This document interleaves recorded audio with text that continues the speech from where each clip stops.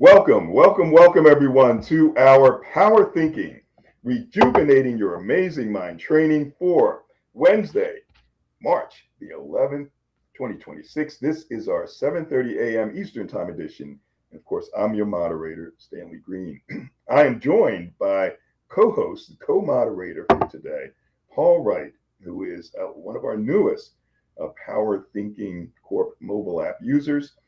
He is the managing partner of Beyond Frequency, and he can share some perspectives from a business standpoint as it relates to what we're focusing on today. And of course, every Wednesday and throughout the week, if you're on the app, throughout the week, we're helping you to build these essential strengths and practice a particular set of skills so that when, not if, but when adversity hits, and we don't know what form, we don't know the magnitude, but we want you to be ready because life goes on. There's always change. There's nothing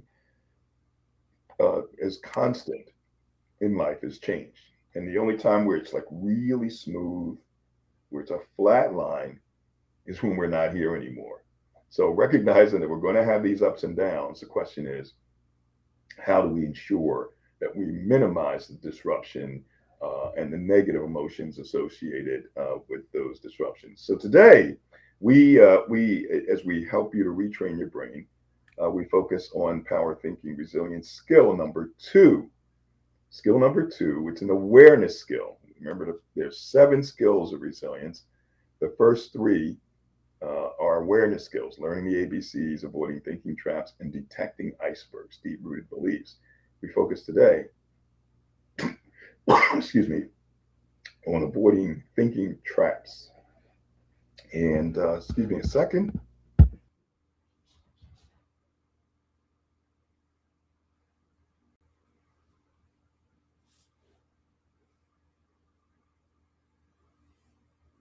Okay.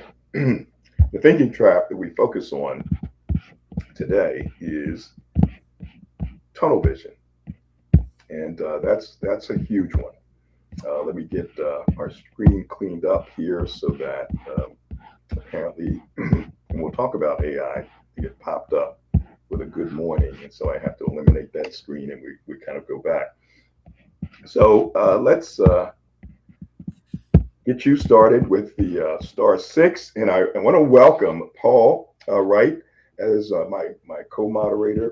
Paul, thanks for joining us. Thanks for joining us as a Power Thinking mobile app user, and really appreciate you being here this morning to talk about tunnel vision. Oh, thank you very much, Stan. I'm very happy to be here. Very much looking forward to the conversation. Fantastic. And folks, make sure that you hit that star 6. Let us know what you think. Carl is already up. Anyone else, hit the star 6. What did you think about the video that we shared on tunnel vision? And it's called The 4 Ways to Improve Your Judgment and in Bias, the tunnel vision trap. And so that's the title.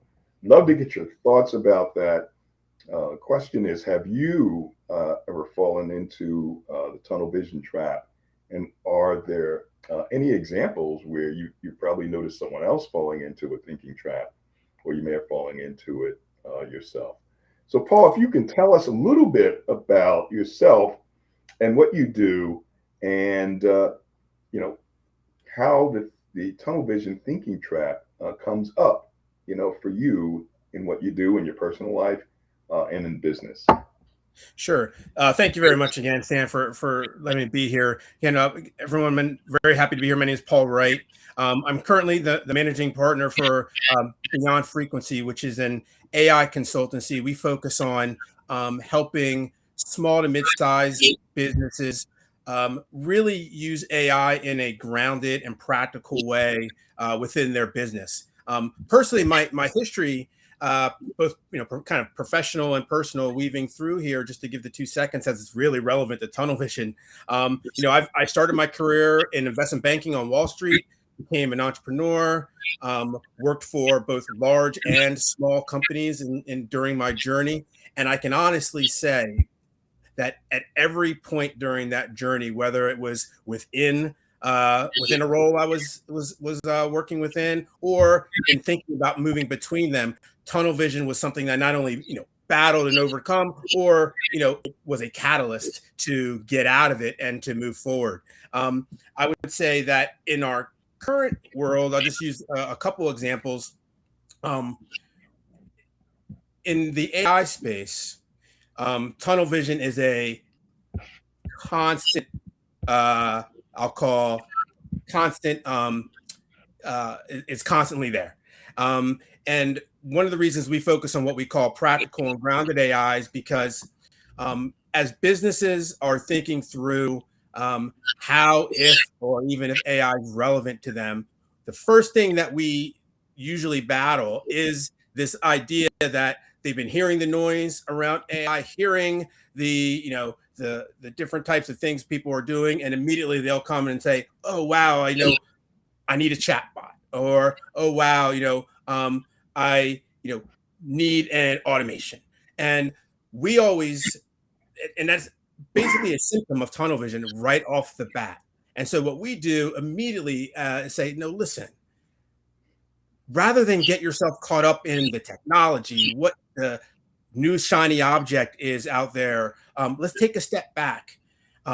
What is it that you're trying to accomplish? What is it that you do? What is it, your mission? What is your objective for you and your customers or your stakeholders, whether you are a business, a civic organization, an impact organization? What are you trying to accomplish?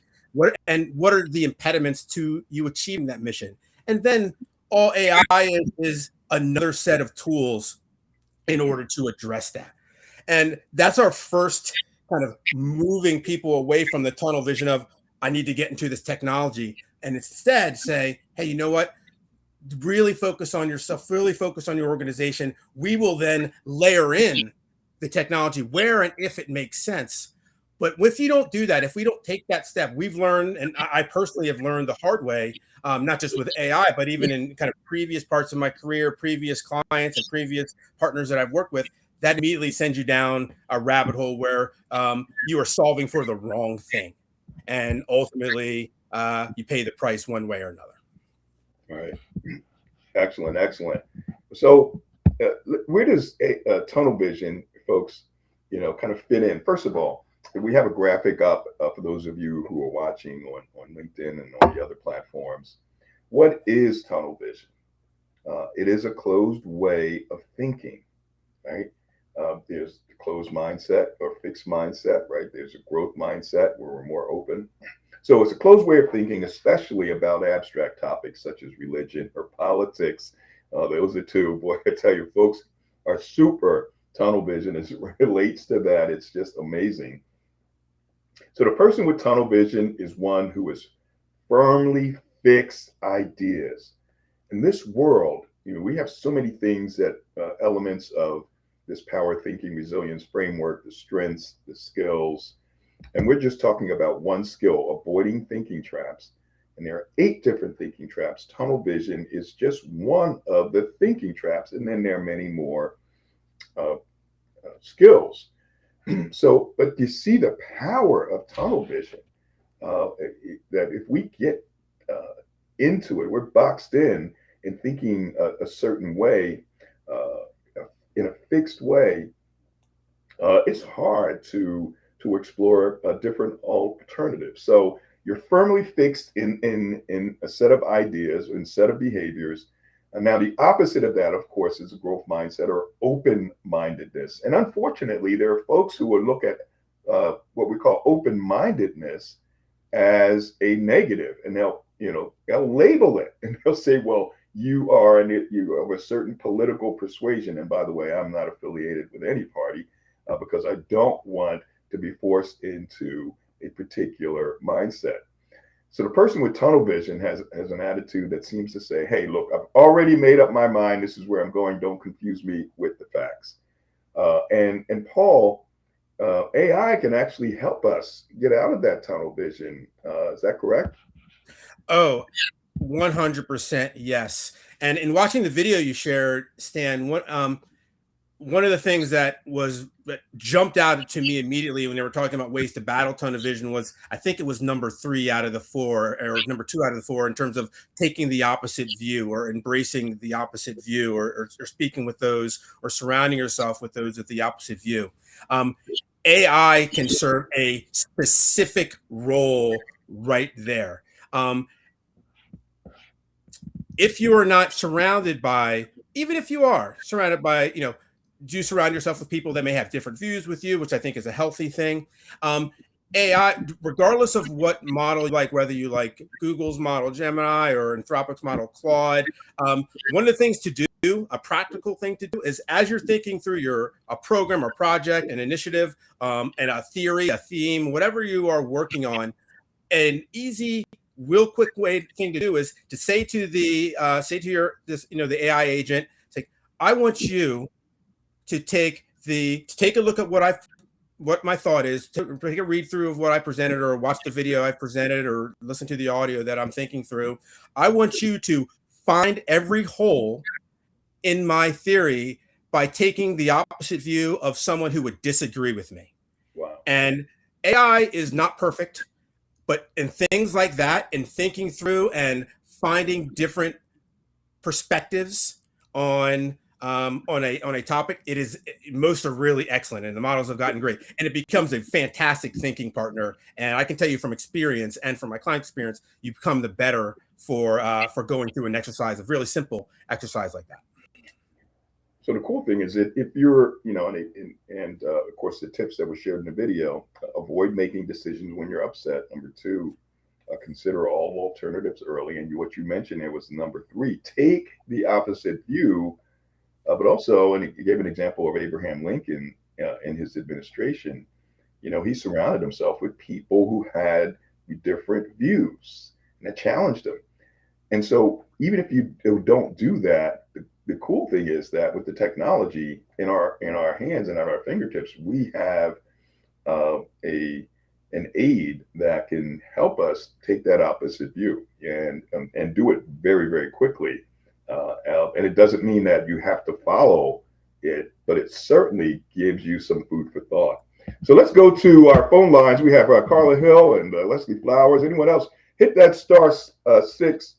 What did you think about the video? Have you ever fallen into a thinking trap? Any examples of you noticing someone else fall into a thinking trap?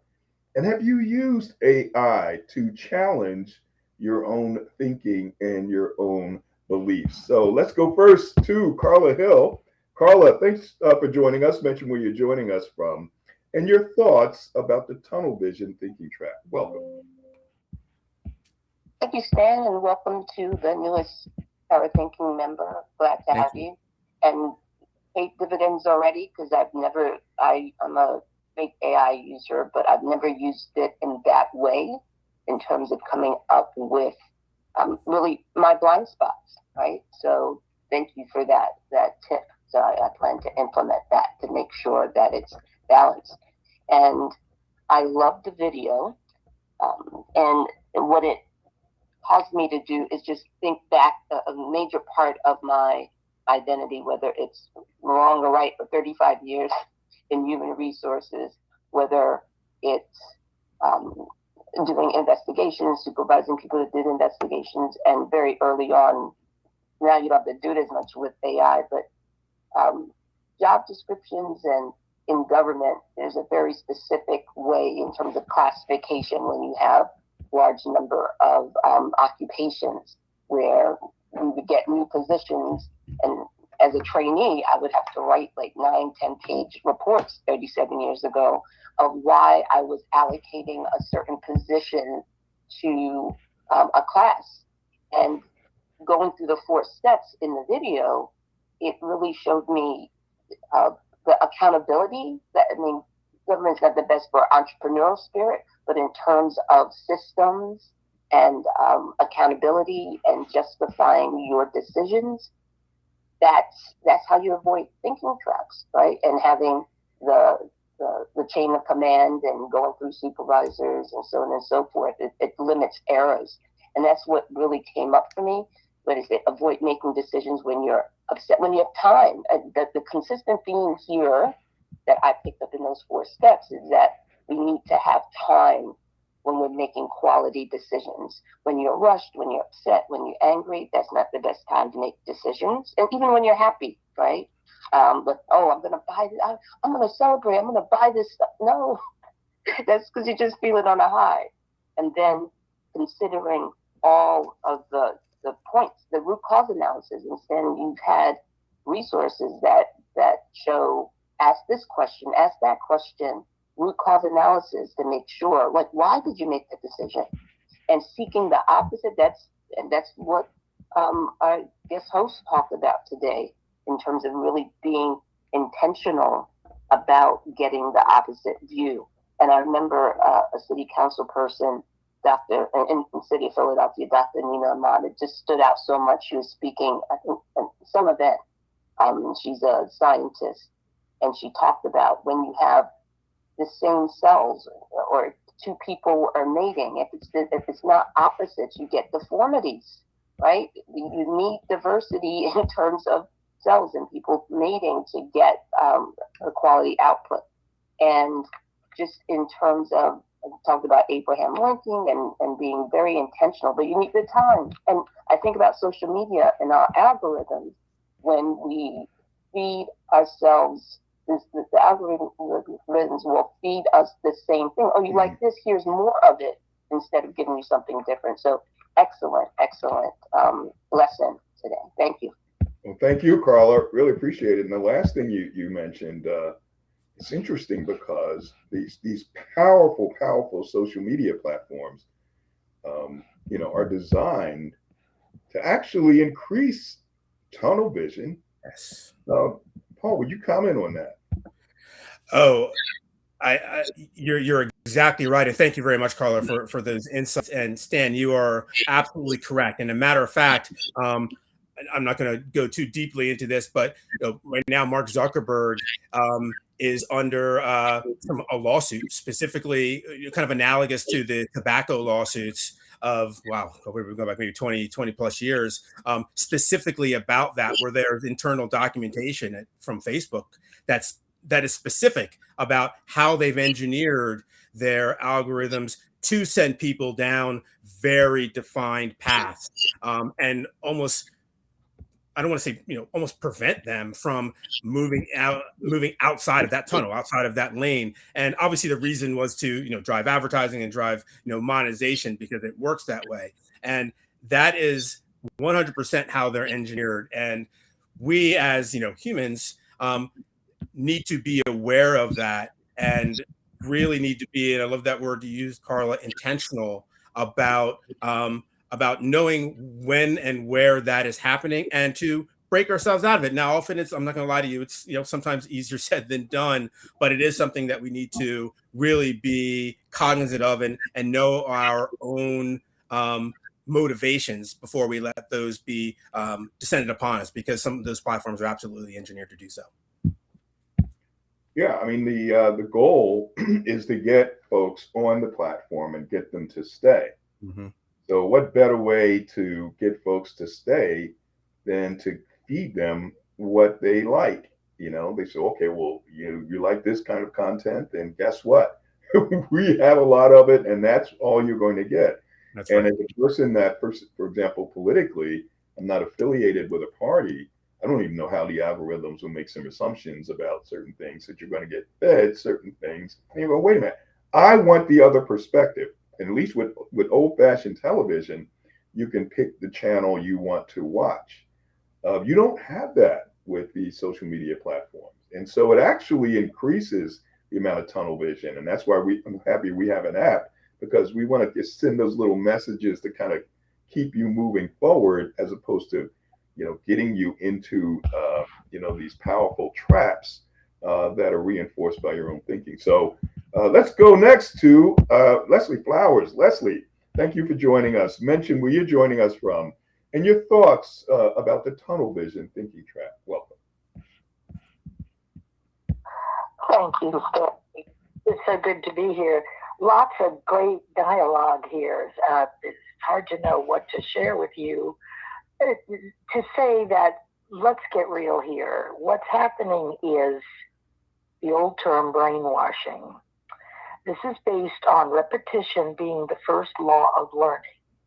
The choice we have, Stanley, to your point, is to step off the platform that is pervasive in negative thinking. This is how they brainwash, but you can also use it in a positive way.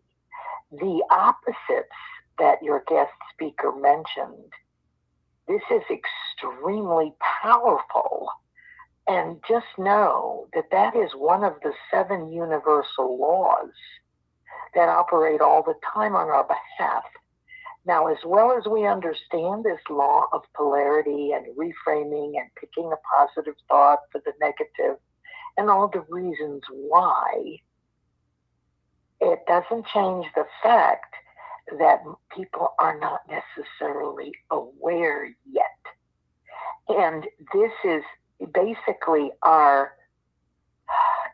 fears, our automatic fears that come up. And so what's going on social media is playing into that. But all of this is great, what Carla said, the video, but we are assuming that a person is ready and willing to look at another side of it. I mean, I know people politically, they're just, heads down, and they're not interested yet in listening to another way of thinking. So just imagine if you know the other 6 universal laws, which each are as powerful. So step off the platform. What I do want to share with you is how I use AI.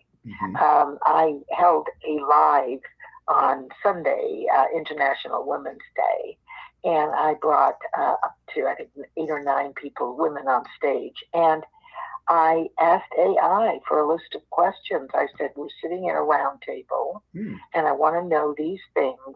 And it worked beautifully. I also tested to see that I very often see that it doesn't know some of the things I know. And that's what makes me hold back on feeding AI with the things that I've discovered that AI doesn't know yet. There's this invasive feeling, I think, to people that have spent years of study and deep study and developed their own concepts and put them out into the world. I'm not so willing to just feed AI with 20 or 30 years of my work. But just know that the opposites are great, that we're all being brainwashed. And the way that you step away from that is get off that platform. I don't go on Facebook, and you can change the channel on your phone. You can change the platform, but you have to be aware that you're being brainwashed. And I think that, and awareness comes when you're ready and willing to look at another point of view.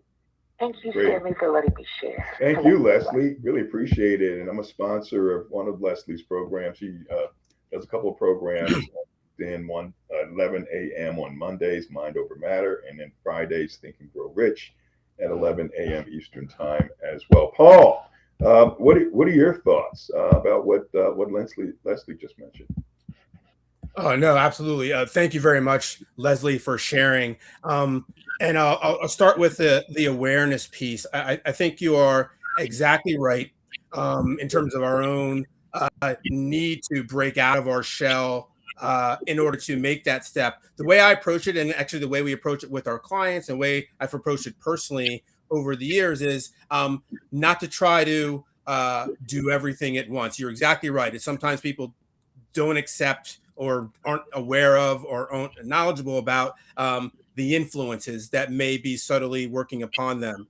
How we approach it I'll just keep it from a business perspective, which is actually my point, which is trying to wholeheartedly say to a person or push a person, hey, you're being brainwashed. I think that's an appropriate word in often cases. You need to do X instead of Y, wholeheartedly. That's where you'll get pushback. you'll start to get people entrenched. Instead, we try to make it more narrow and say, hey, in this particular topic under this umbrella, we think you could do something differently, and this is what we recommend. And under that, narrowing the circumstance or narrowing the field of vision, and ironically, I know we're in tunnel vision, but ironically breaks them out of the predetermined path that they had been on.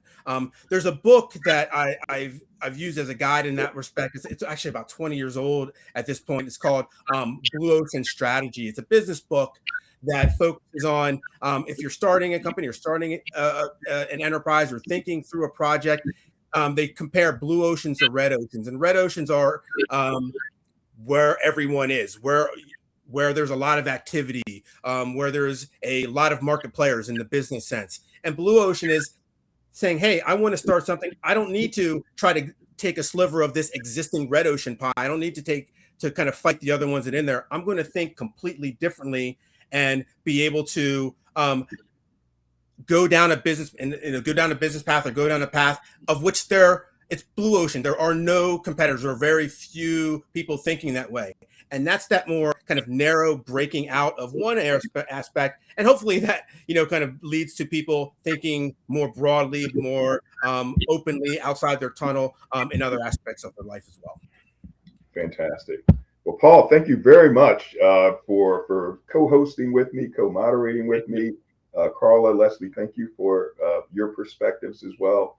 The tunnel vision thinking trap. Now, so if we get out of this, this thinking trap, and I can remember back in the old days running cable systems, I came into a cable system is doing poorly. In fact, one customer letter addressed the general managers, not dear general manager, but to the most incompetent company in the world. And so we needed to get a lot of things straightened out. But there was a consultant that came in, evaluated the operation, and made recommendations.